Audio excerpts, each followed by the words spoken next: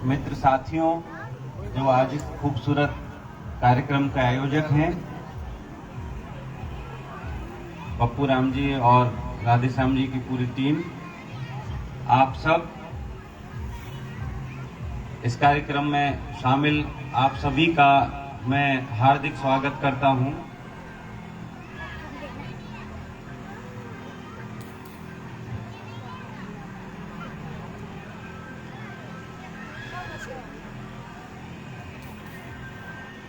सच बताऊं, मुझे बहुत खुशी हो रही है इस कार्यक्रम में। एक चुनौती स्थिति भी आपने पैदा कर दी है, मेरे ऊपर अपेक्षाओं का बोझ डाल दिया है। मैं आपकी तरह समाज का एक सामान्य सदस्य हूं, लेकिन देख रहा हूं कि मुझसे अपेक्षाएं कुछ ज्यादा आप कर रहे हैं।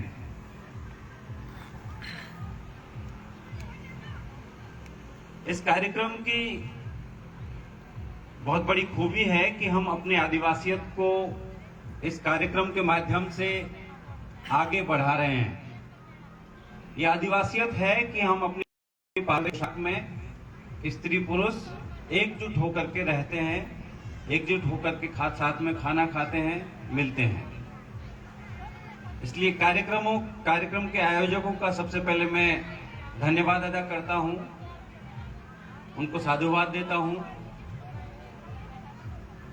कार्यक्रम को लेकर चूंकि बहुत सारे कार्यक्रमों में हिस्सा लेने का अवसर मिला है, मिलता रहता है, तो कार्यक्रम को लेकर कुछ सुझाव भी आपके सामने प्रस्तुत करूंगा। समाज को लेकर कुछ बातें करेंगे और एक संवाद स्थापित करने की हम कोशिश करेंगे। अच्छा कार्यक्रम है, लेकिन ऐसा लगता है कि हम एक दशक पीछे चल रहे हैं। सिर्फ एक दशक अपने समाज से बाकी जगहों पे जो कार्यक्रम होते हैं उनकी तुलना में। वो कैसे, मैं आपको याद दिलाऊं कि करीब 2012 में जोधपुर विश्वविद्यालय में एक गोष्ठी आयोजित की गई। आदिवासी समाज के प्राध्यापकों के द्वारा एक गोष्ठी आयोजित की गई, एक सेमिनार आयोजित किया गया, और उसमें सबसे पहली गोष्ठी में वहां पर सरस्वती की प्रतिमा थी, जो कि पारंपरिक रूप से हम स्कूलों में, कॉलेजों में, विश्वविद्यालयों में कोई भी कार्यक्रम शुरू करने से पहले सरस्वती वंदना या सरस्वती पर फूल चढ़ा करके कार्यक्रमों की शुरुआत कर देते। फिर उनके अगले कार्यक्रम में गया 1 साल बाद, तो एक तरफ सरस्वती की प्रतिमा थी और दूसरी तरफ बिरसा मुंडा की तस्वीर थी। फिर 2 साल बाद और एक कार्यक्रम में गया, जोधपुर की मैं बात बता रहा हूं, वहां से सरस्वती की प्रतिमा गायब थी और सिर्फ बिरसा मुंडा की तस्वीर थी और साथ में समाज के और दूसरे पुरखों की तस्वीरें थी। फिर देखते देखते, ये एक उदाहरण था, लेकिन देखते देखते पूरे राजस्थान में बिरसा मुंडा, कप्तान छुट्टनलाल, जयपाल सिंह, इनकी प्रतिमाओं की संख्या बढ़ती चली गई। अभी उस तरह की प्रतिमाएं, पत्थर की और दूसरी धातुओं की प्रतिमाएं तो लगनी शुरू हुई है, वो भी लगनी शुरू हो चुकी है। लेकिन कार्यक्रम शुरू करते वक्त अब बहुत सारे लोग यहाँ बैठे हैं, हर तरह के विचार के लोग हैं, और हमारी लोकतंत्र की खूबी यही है कि हम भिन्न भिन्न विचारों को सुनते हैं, उन पर विचार करते हैं, उनमें से कुछ स्वीकार करते हैं, कुछ नकार कर देते हैं। तो कुछ लोग जरूर असहमत होंगे, लेकिन मैं ये प्रस्तावित करना चाहता हूं कि अब आने वाले कार्यक्रमों में आपको दोनों में से एक को चुनना है, दोनों साथ में नहीं चल सकते। या तो आपको मीन भगवान के रास्ते में जाना है या बिरसा मुंडा के रास्ते में जाना है, दोनों एक साथ नहीं है। एक हमारे पुरखे हैं जिनको हम जानते हैं कि 1875 में पैदा हुए, अंग्रेजों के खिलाफ बहुत बड़ी लड़ाई लड़ी, उलगुलान उस लड़ाई का नाम है। सिर्फ 25 बरस जिए 25 बरस में आदमी क्या कर पाता है? कुछ खास नहीं कर पाता। लेकिन 25 बरस के उस जीवन को उन्होंने सार्थक ढंग से जिया और अंग्रेजों के खिलाफ एक ऐतिहासिक लड़ाई लड़ी। आप कभी जब झारखंड जाने का आपको अवसर मिले तो जरूर आप डोंबारी पहाड़ियों पे जाइए। वहां की भाषा में बोलते हैं डोंबारी बुरु। बुरु मतलब पहाड़। रांची से 50 किलोमीटर है। वहां पर बिरसा मुंडा का स्मारक है और उस पहाड़ी को देख करके आइए, फिर उसके बारे में पढ़िए। और मित्रों, जब मैं आजादी की लड़ाई में बिरसा मुंडा के योगदान की बात कर रहा हूं तो मैं ये भी साथ में जोड़ना चाहता हूं कि आदिवासियों का आजादी की लड़ाई में बहुत महत्वपूर्ण योगदान है, जो कि हमारी पाठ्य पुस्तकों में नहीं पढ़ाया जाता। आप में से अधिकांश लोग शिक्षक हैं। मेरे ख्याल से बिरसा मुंडा के बारे में आपने कभी सिलेबस में पढ़ा या पढ़ाया नहीं होगा,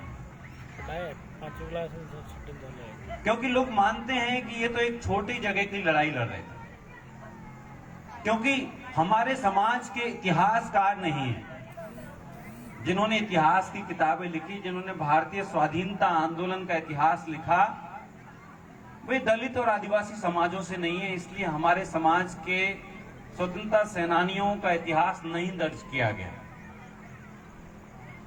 लेकिन आजादी की लड़ाई में आदिवासियों का योगदान बाकी लड़ने वालों की तुलना में ज्यादा महत्वपूर्ण है। वो कैसे, वो मैं आपको बताऊं।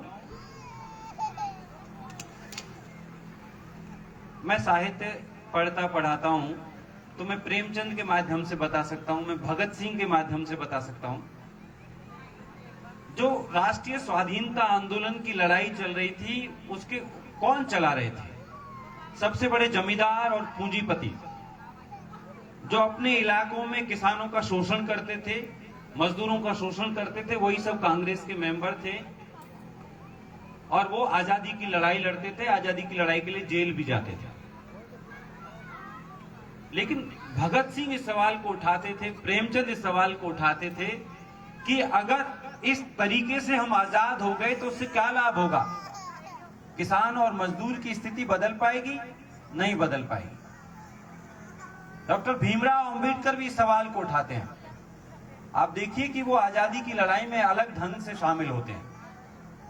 गांधी जी के साथ तमाम असहमतियों के साथ वो आजादी की लड़ाई में शामिल होते हैं।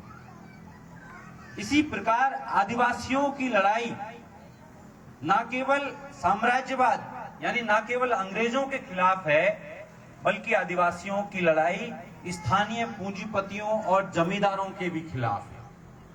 आजादी मतलब क्या? हम आदिवासियों का प्रोग्राम कर रहे हैं, दलितों के प्रोग्राम भी आप देखते होंगे, उसमें शामिल होते होंगे। हम अक्सर क्या करते हैं कि हम अपनी आजादी की तो बात करते हैं, दूसरी की आजादी की बात नहीं करते। ये समस्या तब से है जब राष्ट्रीय स्वाधीनता आंदोलन की लड़ाई चल रही थी। स्थानीय रजवाड़े, जमींदार, नवाब साहब, पूंजीपति लोग जो नई नई मिलें खुल रही थी, उद्योग धंधे खुल रहे थे, वो अपनी आजादी चाहते थे अंग्रेजों से, लेकिन अपने अधीन लोगों को वो मुक्त नहीं करना चाहते थे। लेकिन आदिवासियों की लड़ाई का विजन ज्यादा व्यापक है, ज्यादा बड़ा है। इसलिए खुद उस बारे में पढ़ें और आने वाली पीढ़ियों को ये बताएं कि आदिवासियों का आजादी की लड़ाई में बहुत बड़ा योगदान है। बल्कि 1857, जिसको हम आजादी की लड़ाई का पहला पड़ाव मानते हैं, 1857 के विद्रोह को, उससे ठीक 2 साल पहले संथाल हुल, मैंने वीडियो बनाया है, यूट्यूब पे डाला है, विस्तार से उसमें देख सकते हैं, दूसरे स्रोतों से आप देख सकते हैं। 1855 में 15,000 संथाल इकट्ठे हो गए, 15,000, और उन्होंने अंग्रेजों के खिलाफ मुहिम छेड़ दी अपने इलाके को आजाद कराने के लिए। बदले में किसी जमींदार और पूंजीपति के शासन के लिए नहीं, बल्कि पूरी तरह से आजादी। सीधो कान्हो, चांद भैरव, इनके नेतृत्व में वो लड़ाई लड़ी गई। तो मित्रों, हमको इतिहास को सही ढंग से पढ़ना है और अब बाकी जगहों पर आदिवासियों के प्रोग्राम मीन भगवान से बहुत आगे जा चुके हैं, अब बिरसा मुंडा से भी आगे जा चुके हैं, क्योंकि बिरसा मुंडा हमारे लिए महत्वपूर्ण है। उन्होंने आजादी की लड़ाई लड़ी, आदिवासियों की आजादी की लड़ाई लड़ी, और सन 1900 में जेल में उनकी हत्या कर दी गई। सिर्फ 25 वर्ष का जीवन उनका मिला, लेकिन वो अपना नाम अमर कर गए। लेकिन आज हम बिरसा मुंडा से एक सीमा तक सीख सकते हैं, वो हमारे पुरखे हैं इसलिए हम उनका सम्मान करते हैं। आज उनसे ज्यादा रिलेवेंट हमारे लिए जयपाल सिंह है, उनसे ज्यादा रिलेवेंट हमारे लिए कप्तान छुट्टन लाल है, जिन्होंने आदिवासियों के वर्तमान अधिकारों के लिए, जो आज हमको अधिकार मिले हों, उनके लिए लड़ाई लड़ी। जयपाल सिंह, क्या आप जयपाल सिंह का नाम से परिचित हैं? कुछ लोग जरूर परिचित होंगे। वो झारखंड में पैदा हुए, एक आदिवासी परिवार में, गरीब परिवार में, एक मिशन स्कूल में पढ़ते थे। आप जानते हैं जो इंग्लिश मीडियम के बहुत सारे क्रिश्चियन मिशंस के स्कूल आज भी हैं, आपके इलाके में भी होंगे, वहां पढ़ते थे। एक फादर को उनके टैलेंट पर देख करके लगा कि ये बच्चा बहुत ही इंटेलिजेंट है, अपने साथ इंग्लैंड ले गए, ऑक्सफोर्ड यूनिवर्सिटी में एडमिशन कराया, ऑक्सफोर्ड से पढ़ाई की उन्होंने। देश के एक आदिवासी ने 20वीं सदी के शुरुआती दशक में ऑक्सफोर्ड यूनिवर्सिटी से पढ़ाई की, और न केवल पढ़ाई की, इससे आगे की बात सुनिए। 1928 में एम्स्टर्डम में ओलंपिक्स हुए। उस दौरान भारत गुलाम था, भारत के पास में अपने आप को साबित करने के सीमित अवसर थे। जब देश आजाद हो तो आप जैसे चाहें वैसे कर सकते हैं, लेकिन गुलाम देश में आपके पास में बहुत सीमित अवसर होते हैं। उसमें उन्होंने ऑक्सफोर्ड में पढ़ते हुए हॉकी टीम बनाई, हॉकी खेलने लगे, और हॉकी के एक बेहतरीन खिलाड़ी और बेहतरीन लेखक के रूप में हॉकी के कॉलम्स लिखा करते थे। इंग्लैंड के जो न्यूज़पेपर और मैगजीन है खेल के, उनमें कॉलम लिखते थे, और हॉकी के एक अंतर्राष्ट्रीय खिलाड़ी के रूप में ख्याति प्राप्त करने लगे। 1928 के ओलंपिक्स में शामिल होने के लिए भारत की टीम मुंबई के बंदरगाह से रवाना हुई।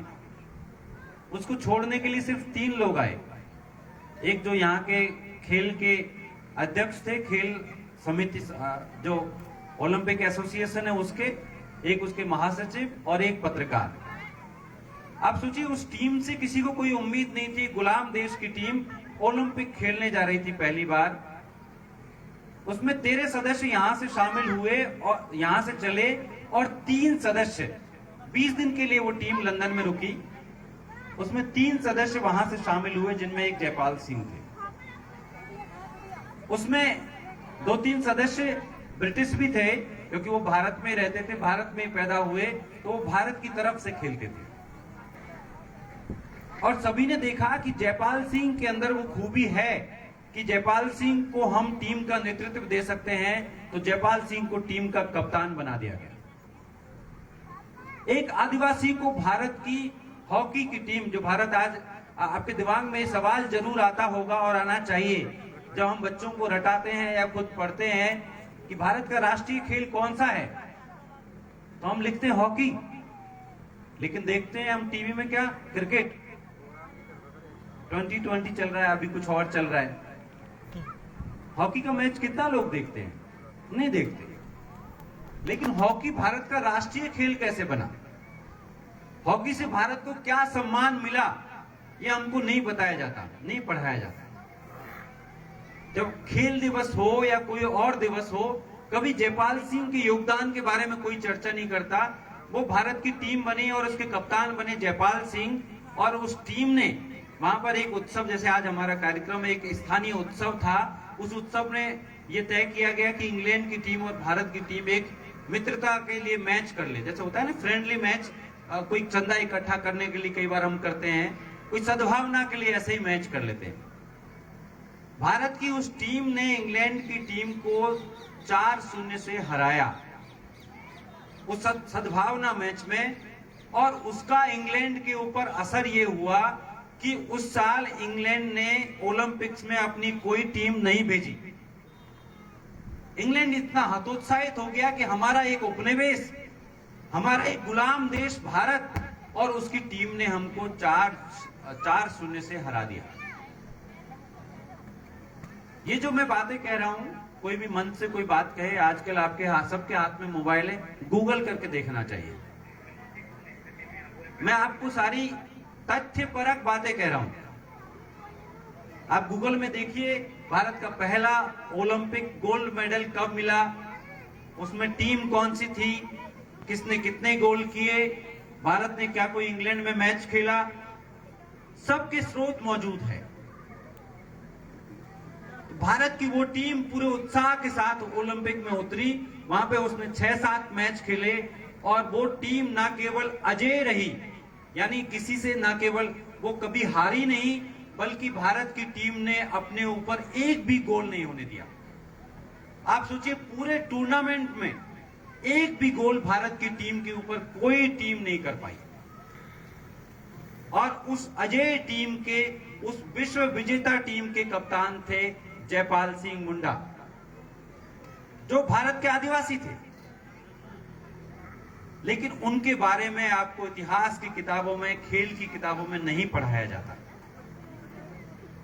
वो जयपाल सिंह मुंडा जिन्होंने देश को गौरव दिलाने के लिए, उसी दौरान जब वो हॉकी खेलने के लिए जाने वाले थे, इंडियन सिविल सर्विसेज, जिसको आजकल आप आईएएस कहते हैं, आईसीएस भी कहते हैं, उस दौरान आईसीएस कहते थे, इंडियन सिविल सर्विसेज में उनका सिलेक्शन हो चुका था, उनकी ट्रेनिंग चल रही थी। वो बीच में ट्रेनिंग छोड़ करके गए। जब वो वापस लौटे तो उनसे कहा गया कि आपको ट्रेनिंग अगले साल 0 से शुरू करनी होगी, क्योंकि आपकी काफी एब्सेंट है।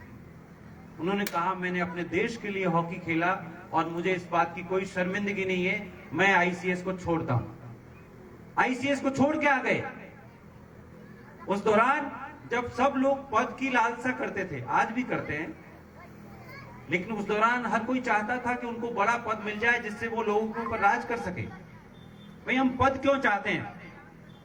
ज्यादातर लोग पद इसलिए चाहते हैं कि वो दूसरे के ऊपर अपनी पावर दिखा सके। आदिवासियत में पावर के लिए कोई स्थान नहीं है। अगर आपके अंदर ये भावना है कि आप अपने किसी और के ऊपर, दूसरों के ऊपर अपनी ताकत दिखाना चाहते हैं, तो मैं कहूंगा आप आदिवासी नहीं हैं। जयपाल सिंह आईसीएस की उस नौकरी को, उस ट्रेनिंग को छोड़ करके आ गए और भारत में आकर भारत के आदिवासियों को एकजुट करना उन्होंने शुरू किया। आदिवासी महासभा का गठन किया। अब समय आ गया है कि हम जयपाल सिंह की बातें मंच पर करें, और बातें होने लगी हैं। 3 जनवरी को उनका जन्मदिन होता है। अभी बात हो रही थी मीन जयंती की, मीन भगवान की जयंती। मैं ये सोच रहा था कि मेरा जन्म तो 20वीं सदी के आखिरी दशकों में हुआ, 1982 में हुआ। मैं जब अपने माँ बाप से बचपन में पूछता था कि मेरे जन्म की तारीख क्या है, तो बोलते थे कि सावन का महीना था, बाजरा बोने जा रहे थे और दोस्त थी उस दिन। कि अब मेरे माँ बाप को 1982 में ये मालूम नहीं है कि मेरा जन्म किस तारीख को हुआ, और ये मीन भगवान के बारे में आपको कैसे पता चल गया कब उनकी जयंती है? अगर उनका जन्म तिथि किसी ने दर्ज कर ली तो वो हमारे आदिवासी तो नहीं है, आदिवासियों के भगवान तो नहीं है। हम तो अशिक्षित थे, हमें जन्म तिथि कौन दर्ज करता हमारी?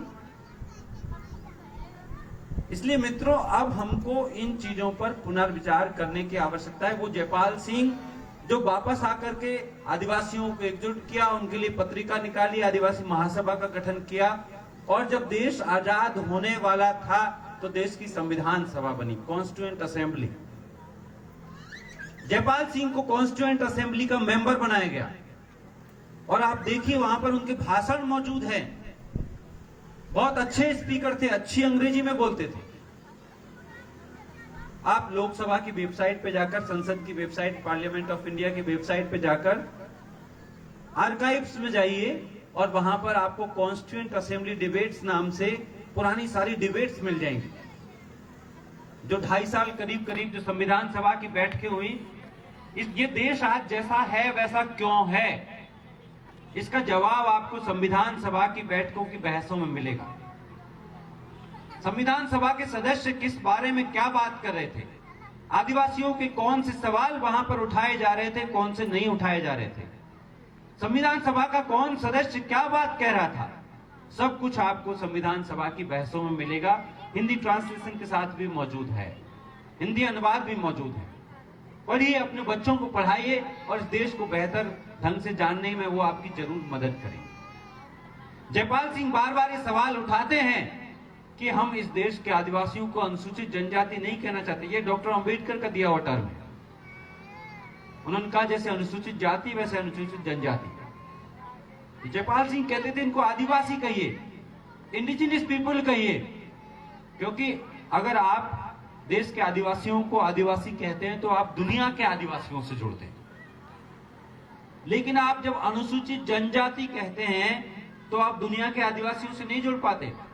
1993 में भारत सरकार ने जेनेवा सम्मेलन में कहा कि हमारे यहाँ कोई आदिवासी नहीं रहते, यहाँ पे कोई मूल निवासी नहीं है, सभी लोग मूल निवासी हैं यहाँ। तो संयुक्त राष्ट्र आदिवासियों के लिए जिन अधिकारों की वकालत करता है उसके लिए हम नहीं लड़ पाते, क्योंकि भारत सरकार का ऑफिशियली स्टैंड ये है कि यहाँ पे कोई आदिवासी नहीं है।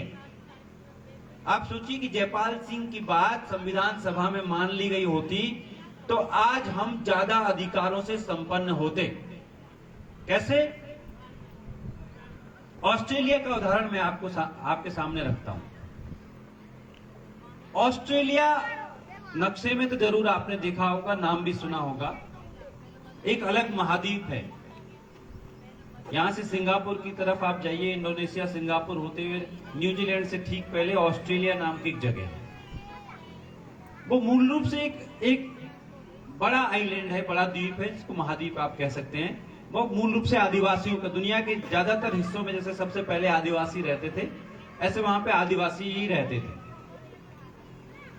वहां पर बाहर से लोग आते चले गए। जैसे अपने यहाँ काले पानी की सजा होती थी, बड़े बूढ़ों से आप सुनते होंगे या जरूर आपने किताबों में पढ़ा होगा। तो जब किसी को काले पानी की सजा होती थी तो उसको अंडमान निकोबार की सेलुलर जेल में भेज दिया जाता था। आप पोर्ट ब्लेयर घूम के आए तो पोर्ट ब्लेयर में एक जेल है जिसका नाम सेलुलर जेल है। आजकल उसका वीर सावरकर जेल नाम कर दिया गया है, क्योंकि सावरकर भी उस जेल में रहे। तो वहां पर जो ब्रिटेन के अपराधी थे, ब्रिटेन के कैदी थे, उनको वहां पर जाकर बसाया जाता था ऑस्ट्रेलिया में। और बाद में जो बाहर से आए हुए लोग हैं, ब्रिटिश लोग हैं, उनकी संख्या वहां पर इतनी ज्यादा हो गई और वो इतने आतताई थे कि वहां के मूल निवासियों को उन्होंने खदेड़ना शुरू कर दिया। मैं चाहता हूं कि जो आपस में बात कर रहे हैं वो अगर ये बात सुनेंगे और अपने बच्चों को बताएंगे तो कुछ बच्चे आदिवासी समाज के इतिहास के बारे में सीख पाएंगे। तो वहां पर जो बाहर से आए हुए थे, ब्रिटिशर्स थे, इंग्लिशमैन थे, उन्होंने आदिवासियों को खदेड़ना शुरू कर दिया और धीरे धीरे उनकी सारी जमीन हड़प ली, उनका बड़े पैमाने पर जेनोसाइड किया, नरसंहार किया। और अब ऑस्ट्रेलिया के बहुत कम हिस्से ऐसे बचे जो आदिवासियों के इलाके। एक जमाना ऐसे आया करीब 50 से 100 साल पहले, जब वहां पर ब्रिटिशर्स ने आदिवासी माओं से उनके बच्चे छीनना शुरू कर दिया और ये कहा कि तुम्हें बच्चे पालना नहीं आता। मेरे ख्याल से दुनिया की कोई मां इस बात से सहमत नहीं होगी कि उसे कहा जाए कि उसको बच्चा पालना नहीं आता। यहां तक कि जानवर भी अपने बच्चे पालना जानते हैं। ये बात किसी से किसी को सीखने की आवश्यकता नहीं है। उनसे बच्चे छीन लिए गए तो एक पूरी ऐसी जनरेशन पैदा हुई जो अपने माँ बाप के साथ नहीं पली बड़ी, जो उनके सुधार गृहों में पली बड़ी, जो क्रिश्चियन मिशनरीज थे। उस पीढ़ी को कहा गया स्टोलन जनरेशन, यानी जिनका बचपन छीन लिया गया, एक ऐसी पीढ़ी। लेकिन बाद में ऑस्ट्रेलिया के आदिवासियों, जैसे आज हम एकजुट हैं और समाज के इतिहास पर बात कर रहे हैं, समाज की संस्कृति पर बात कर रहे हैं, ऑस्ट्रेलिया के आदिवासियों ने एकजुट होना शुरू किया और अपने अधिकारों की मांग करना शुरू किया। जब वो एकजुट हो गए तो उन्होंने वहां के प्रधानमंत्री से कहा कि आपने हमारे पुरखों के साथ में बुरा बर्ताव किया है, इसको आपको सार्वजनिक रूप से माफी मांगनी होगी। और मित्रों, करीब 15 साल पहले, एग्जैक्ट डेट मैं अभी भूल रहा हूं, शायद 2007 या 2008 की बात है, ऑस्ट्रेलिया के प्रधानमंत्री ने वहां की संसद का विशेष सत्र बुला करके ऑस्ट्रेलिया के आदिवासियों से, जिनको एबोरिजिनल्स कहते हैं, उनसे सार्वजनिक माफी मांगी। मैंने उनके उस अंग्रेजी भाषण का भी हिंदी में अनुवाद करके YouTube पे डाला हुआ है। वैसे आप गूगल में टाइप करके गूगल में डालेंगे, सर्च करेंगे, Australian prime minister apologise from indigenous people, ये डालेंगे, आपको उनकी स्पीच का पूरी स्पीच आपके सामने वीडियो में या टेक्स्ट में आ जाएगी। वहां की संसद ने, वहां के प्रधानमंत्री ने, वहां के मंत्रियों ने, वहां की सरकार ने सार्वजनिक रूप से वहां के आदिवासियों से माफी मांगी। और आज ऑस्ट्रेलिया में ये निजाम है, ये व्यवस्था है कि आदिवासियों के इलाके संरक्षित कर दिए गए हैं। जैसे भारत में आपने सुना होगा सेंटिनलीज का इलाका संरक्षित है। सेंटिनलीज आदिवासी अंडमान निकोबार में, उनका एक द्वीप है, उसका नाम भी सेंटिनलीज है, वो संरक्षित है, वहां पे आप नहीं जा सकते। ऐसे आदिवासियों के तमाम इलाके संरक्षित कर दिए गए हैं, रिजर्व कर दिए गए हैं। वहां पर अगर ऑस्ट्रेलिया के प्रधानमंत्री को भी जाना होगा तो आदिवासी काउंसिल से परमिशन लेनी होगी। दुनिया के आदिवासियों ने ऐसे संघर्ष किए और अपने अधिकारों को बचाया। आज ऑस्ट्रेलिया के आदिवासी इलाके में, जैसे यहां पर आदिवासी इलाके में जो चाहे वो जो कुछ कर सकता है, सबको पूरी आजादी है, वहां पे नौकरियां भी सिर्फ आदिवासियों के लिए। वहां पे शिक्षा का आदिवासी ढंग है। यहां एक ऐसी शिक्षा व्यवस्था में है जहां सिलेबस में आदिवासी के लिए कुछ भी नहीं है। एक बड़े शिक्षा शास्त्री से मेरी मुलाकात हुई एनसीईआरटी के कैंपस में। एनसीईआरटी जो किताबें बनाती है, उन्होंने मुझे बड़ी दिलचस्प बात कही कि बच्चों को ये पढ़ाया जाता है कि कुतुब मीनार कहां पे है, लाल किला कहां पे है। बच्चों को ये क्यों नहीं बताया जाता कि भाई ये किस पेड़ का पत्ता है, एक पत्ते का फोटो छापो या एक पत्ता लेकर के आओ। दोनों शिक्षा है। हम बच्चों को क्या पढ़ा रहे हैं? क्या हम प्रकृति को अपनी शिक्षा में शामिल करते हैं? नहीं करते।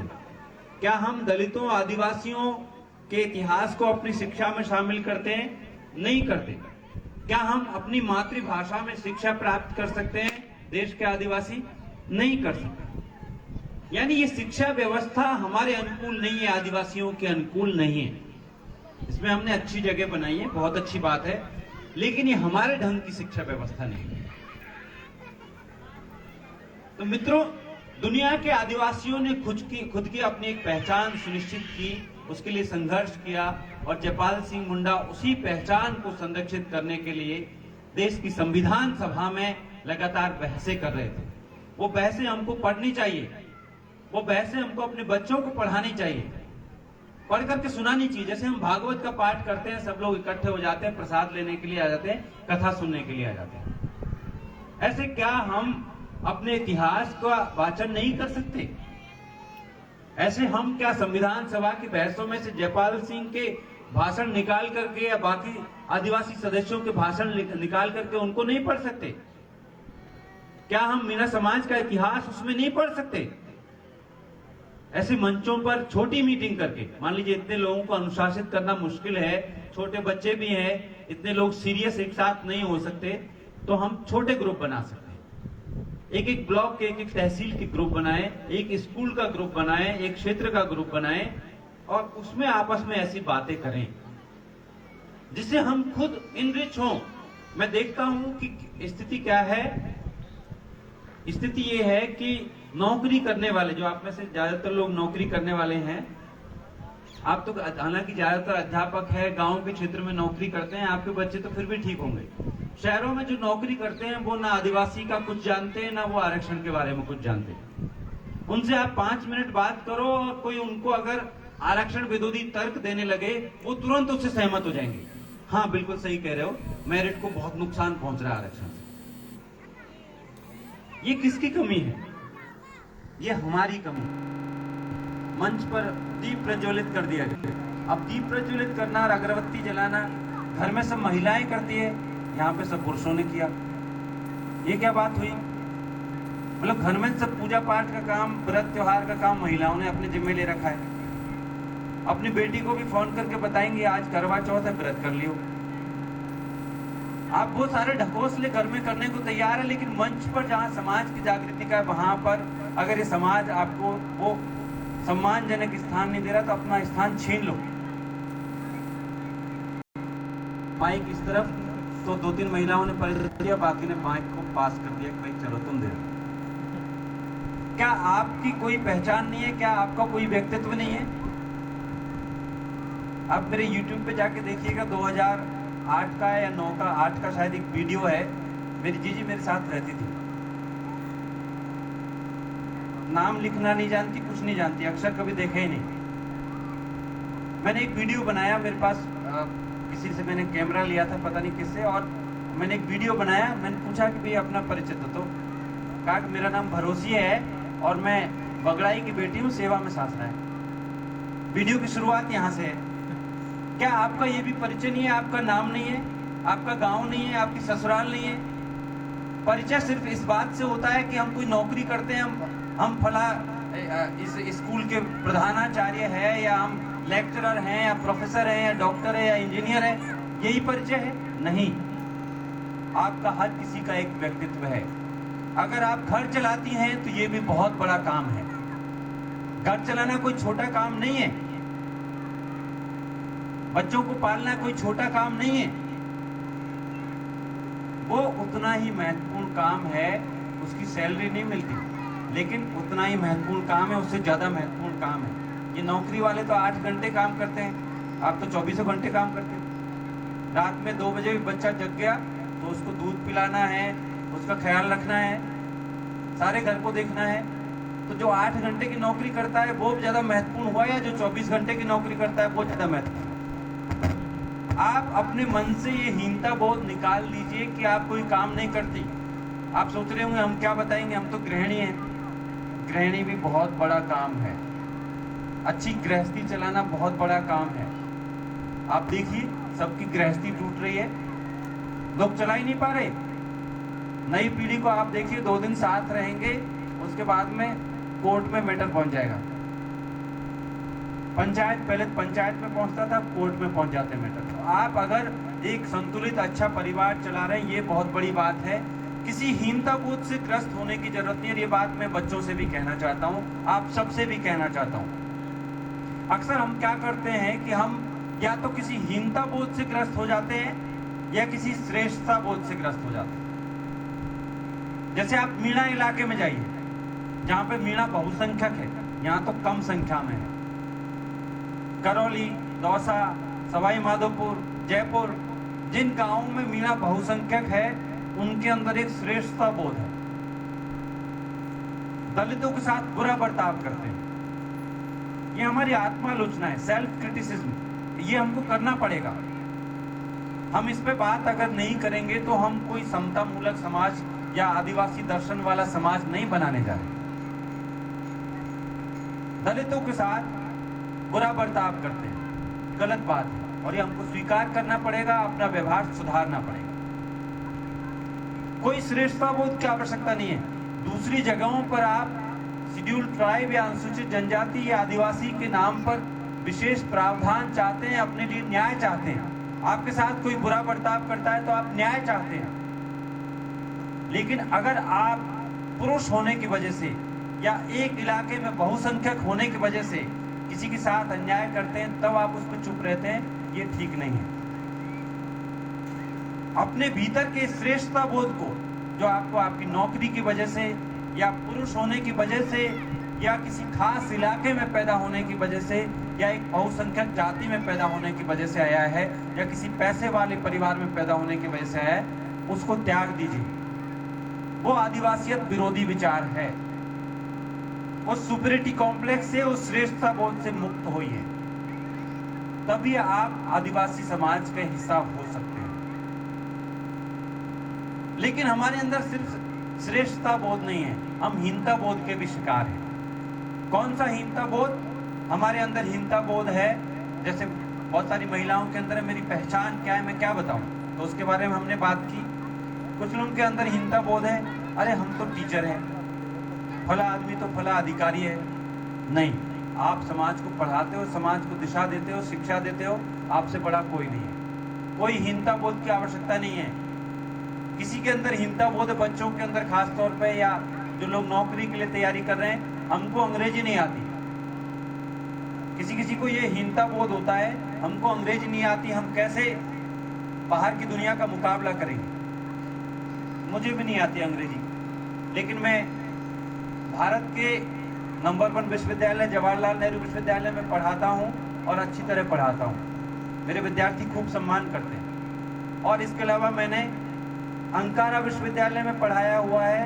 इसके अलावा मैंने तुरीन विश्वविद्यालय इटली में पढ़ाया हुआ है। दुनिया के बहुत सारे देशों में कॉन्फ्रेंसेस में हिस्सा लिया हुआ है, अंतर्राष्ट्रीय संगोष्ठियों में हिस्सा लिया हुआ है, और भाषा कभी उसके रास्ते में कोई बाधक नहीं बनी। मेरी भाषा, मेरी पहचान, ये कभी बाधक नहीं बनी। इसको अपनी कमजोरी मत बनने दीजिए। किसी के अंदर ये हीनता बोध है, अरे हम तो किसान के बच्चे हैं, हम तो मजदूर के बच्चे हैं, हमारी माँ अनपढ़ है, हमारे पिताजी अनपढ़ है, कम पढ़े लिखे। बिल्कुल कोई हीनता बोध की आवश्यकता नहीं है। मैं कहूंगा कि आप बहुत ही अच्छी स्थिति में हैं। जो लोग शहरों में पैदा हुए हैं, जो लोग अमीर घरों में, अधिकारियों के घरों में पैदा हुए हैं, वो जानते ही नहीं कुछ।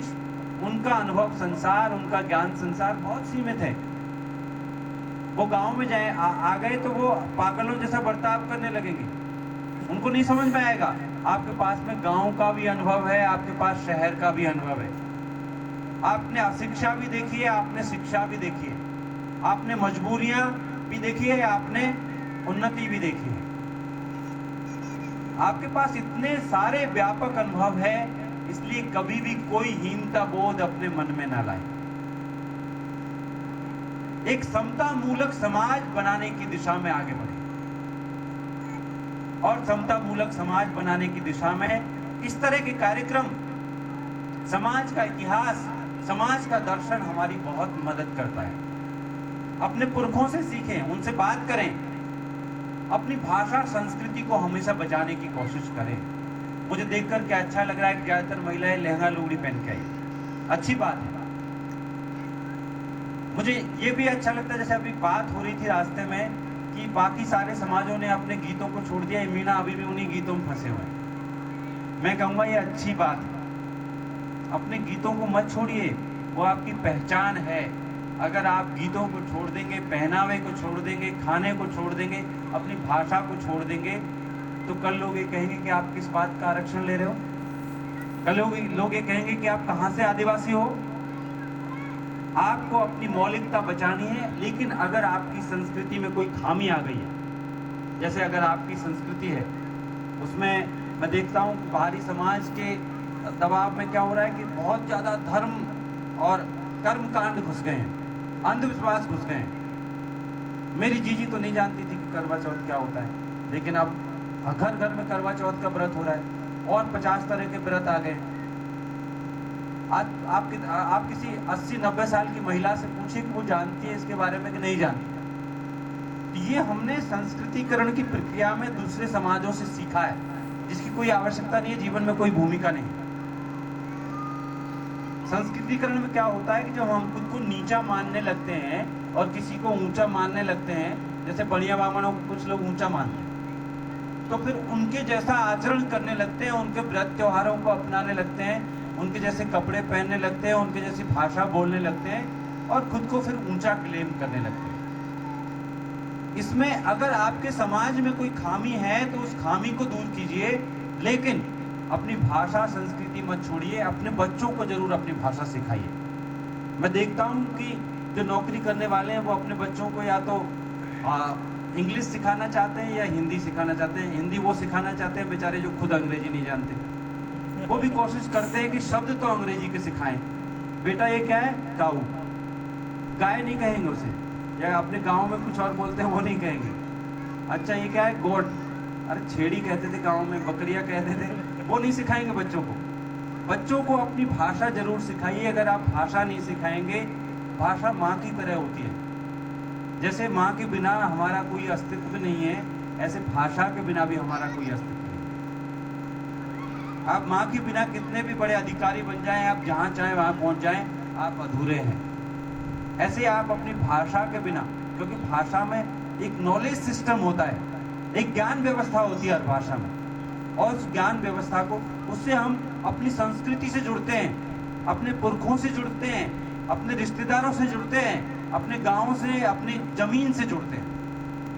अगर हमारे बच्चों को हमारी भाषा नहीं आएगी तो वो धीरे धीरे हमारे पूरे माँ बाप से, हमारे गांव से, हमारे खेतों से, हमारे व्रत त्योहार से, हमारे पहनावे से, हर चीज़ से नफरत करने लगेंगे, उससे दूर होने लगेंगे, और ये आदिवासियत के लिए अच्छी चीज़ नहीं है।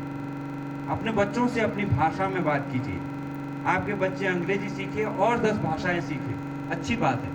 एक उम्र होती है जब बच्चे बहुत जल्दी भाषा सीख सकते हैं, उस उम्र में वो भाषाएं सिखाइए उनको, लेकिन अपनी मातृभाषा को छोड़ने की कीमत पर नहीं। दुनिया के कहीं के आदिवासियों ने अपनी भाषा को नहीं छोड़ा है, सबने ये और भाषाएं भी सीखी है, लेकिन अपनी मातृभाषा को भी बचाए रखा है। इस तरह के आयोजन समाज की जागृति में मदद करते हैं। हम एक दूसरे से मिलते हैं, एक दूसरे से परिचय होता है, अच्छी बात है, एक दूसरे की मदद करते हैं।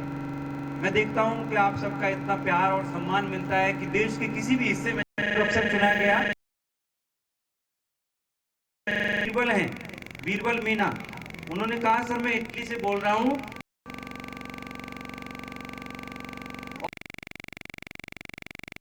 कि समाज की एकता, समाज का एक दूसरे से सहयोग करें।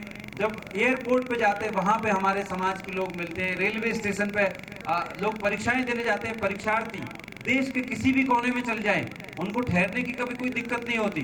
जगह जगह पे लोग भंडारे लगाते हैं, उनको ठहरने की व्यवस्था करते हैं। ये समाज की एकता है, और इस एकता को हमको बनाए रखना है। और बहुत अच्छा लग रहा है कि चूरू जिले में, यहाँ सुदूर जगह में रह करके भी बहुत सारे लोग करौली के हैं, वो सब एकजुट हैं, यहाँ के लोगों के साथ एकजुट हैं।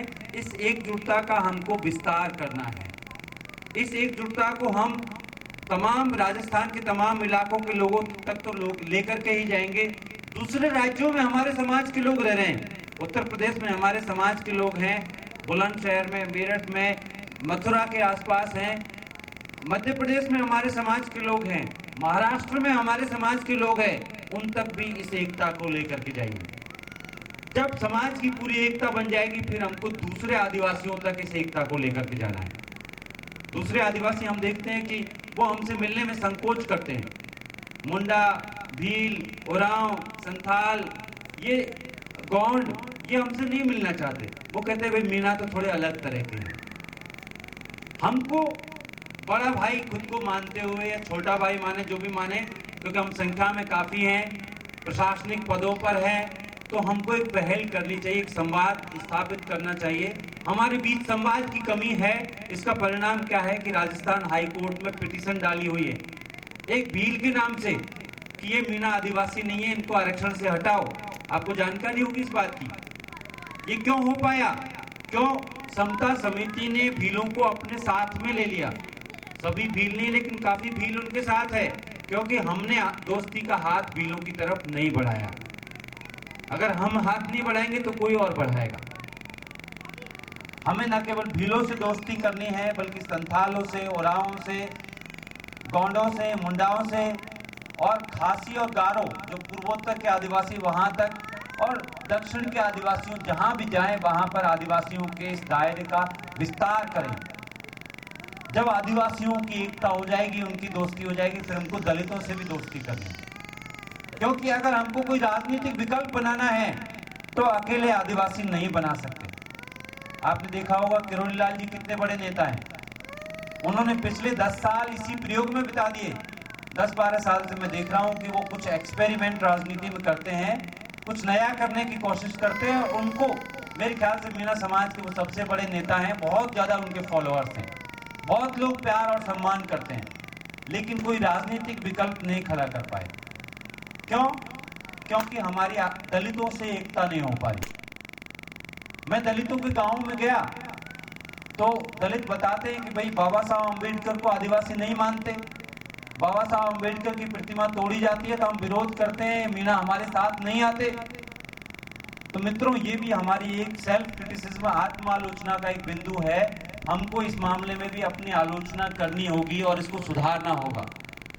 हमें दलितों के साथ बैठना है, उनको अपने साथ बिठाना है, मिलकर के कार्यक्रम करने हैं, जिससे कि इस एकता का विस्तार हो। और जब जरूरत पड़े कि हमको एक राजनीतिक विकल्प बनाना है, तो उस राजनीतिक विकल्प के लिए भी हम तैयार खुद को कर सकें। क्योंकि हालांकि मेरी राजनीतिक विकल्पों में बहुत रुचि नहीं है, क्योंकि राजनीति की अपनी शर्तें हैं। मेरे मित्र बताएंगे जो राजनीति में है कि राजनीति क्या है, कि जो हमारा चुनावी लोकतंत्र है वो अब पूंजी के अधीन हो गया है। अगर आप चुनाव लड़ना चाहते हैं, जीतने की तो कोई गारंटी नहीं है, अगर आप चुनाव लड़ना चाहते हैं तो आपको बाहुबल और धनबल, इसकी आवश्यकता जरूर होगी। धनबल, बाहुबल और मीडिया बल। धनबल यानी बहुत पैसा होना चाहिए। आपको 50 कारें और जीपें घुमानी पड़ेंगी, लोगों को दारू पिलानी पड़ेगी, आपको पैसे बांटने होंगे। जो इन्फ्लुएंसिव लोग हैं, जो प्रभावशाली लोग हैं, उनको पैसे बांटने पड़ेंगे। आपको गुंडों से दोस्ती करनी पड़ेगी। आपको अखबार के संपादक को पैसा देना पड़ेगा कि वो आपके बारे में खबर छापे।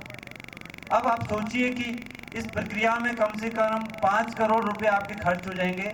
एक आम आदमी के पास 5 करोड़ रुपए कहां से आएंगे? या तो वो कर्जा लेगा, या वो किसी उद्योगपति से को ये करार करेगा कि मैं जीत जाऊंगा तो तुम्हारे लिए काम करूंगा। ऐसा व्यक्ति कभी समाज के लिए काम नहीं कर सकता। इसलिए चुनावी लोकतंत्र से मुझे बहुत ज्यादा उम्मीदें नहीं है। जो उम्मीदें हैं वो सामाजिक आंदोलनों से है। आपने देखा होगा कि पिछले 3-4 वर्षों से, खासतौर पर रोहित वेमुला की संस्थानिक हत्या के बाद से दलितों, आदिवासियों और पिछड़ों की एकता लगातार मजबूत हो रही है और सरकार उससे डरी हुई है।